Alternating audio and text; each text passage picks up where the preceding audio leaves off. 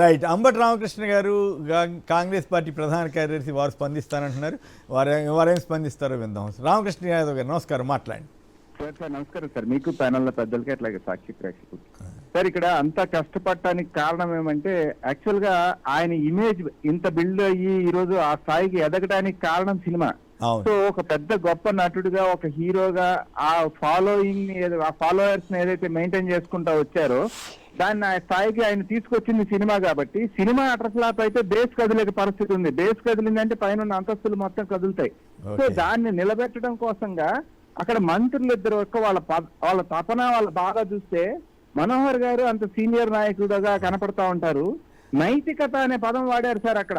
నైతికత ఇక్కడ మనకు ఒక గొప్ప అవకాశం. అంటే వాళ్ళ బాధ ఏంటంటే వాళ్ళు దాంట్లో చాలా ఎస్యూమ్ చేసుకున్నారు సార్. రెండు వర్గాల మధ్య చిచ్చు పెట్టి పూర్తిగా మనం ఒక వర్గాన్ని మనం దగ్గర చేసుకునే ఒక అవకాశం ఈ సినిమా ద్వారా మనకు దక్కుతుంది అని పూర్తిగా విశ్వసించారు. సో అది జరగకపోగా అది రివర్స్ అయ్యి వాళ్ళు అనుకున్న ఫలితాల్లో కనీసం 1% కూడా ఫలితం రాకపోయేటప్పటికి పైన బీజేపీ నాయకుల దగ్గర బహుశా చెప్పుకొని ఉంటారు, ఈ సినిమా ద్వారా మనం పూర్తిగా ఒక వర్గాన్ని మనం చేర్చుకునే పరిస్థితి కనపడతా ఉంది అని బాగా గొప్పలు అక్కడ చెప్పుకొని ఉంటారు. ఇవాళ చరిత్ర తెలిసిన ప్రతి ఒక్కరు కూడా 13వ శతాబ్దం 12వ శతాబ్దానికి చెందిన హరిహర వీళ్ళ వాళ్ళు లింక్స్ రావడం ఏంటి, 17వ శతాబ్దానికి చెందిన ఔరంగజేబ్ గొడవ పట్టడం ఏంటి.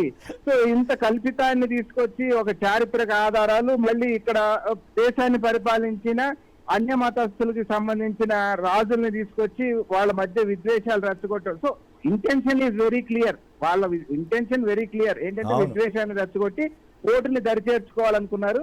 ఎప్పుడైతే అది ఫ్లాప్ అయ్యారో రెండు రకాల నష్టం జరిగింది. ఒకటి హీరోగా ఫ్లాప్ అవటం, రెండు సినిమా అనుకున్న సక్సెస్ రాకపోవడం, నష్టం రావడం, at the same time polarization జరగకపోవడం. అంటే నష్టం వచ్చిందా రాలేదు, ఆర్థికంగా ఏమన్నా రికవర్ అయి ఉంటారా? ఇప్పుడు ఈ రకరకాల ర్యాలీలు గందరగోళం చేసి పార్టీ వాళ్ళే సినిమాలు చూపించడం, తర్వాత మొదట్లో హైప్ క్రియేట్ చేయటం, వీటి వల్ల ఏమి ఆర్థికంగా బయటపడి ఉంటాడా నిర్మాత?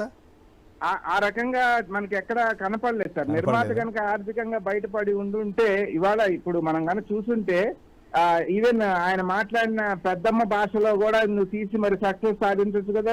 ప్రజలు సలహాలు కూడా ఇస్తా ఉన్నారు, మరి తల్లి భాషలోనే తీసావు, ఇది పోయింది, మరి పెద్దమ్మ భాషలో ఏదైతే మనం చేసుకున్నామో దాంట్లో 1% రిజల్ట్ ఏ సైడ్ నుంచి, నేను చెప్పిన 3 కారణాల్లో ఏ కారణం నుంచి కూడా రిజల్ట్ వాళ్ళు కనపడపోయేటప్పటికి ఈ మంత్రులు ఇద్దరు భుజాన్ని వేసుకొని వాళ్ళ క్యాడర్, కనీసం మన క్యాడర్ అన్నా చూడండి, ఆ నిర్మాతను బయటేద్దాం, లేకపోతే అందుకున్న పారితోషికం రిటర్న్ ఇవ్వాల్సిన పరిస్థితి, ఇంకొకళ్ళు రేపు సినిమా తీసేయడానికి వెనకాడే పరిస్థితి ఉంది అనేది ఆ బాధ మంత్రుల్లో కనపడతా ఉంది. ఈ సంవత్సరంన్నర కాలంగా సివిల్ సప్లైస్ మినిస్టర్ కావచ్చు, టూరిజం మినిస్టర్ కావచ్చు, లేకపోతే అసలు మెయిన్ వాళ్ళ పార్టీ హెడ్ గా ఉన్న పవన్ కళ్యాణ్ గారు కావచ్చు, ఆ ముగ్గురు మంత్రులు చేసిన కార్యక్రమాలు పార్టీ క్యాడర్ మొత్తం కింది స్థాయికి తీసుకెళ్లి వివరించండి అని చెప్పాల్సింది పోయి మన సినిమా గురించి వివరించండి, ఆయన నాయకత్వాన్ని నిలబెట్టండి, ఆయన సినిమాలో ఆయన పాత్రలో మనం దెబ్బతింటే పూర్తిగా పార్టీ కొలాప్స్ అవుద్ది అనే బాధ వాళ్ళిద్దరిలో కనపడింది.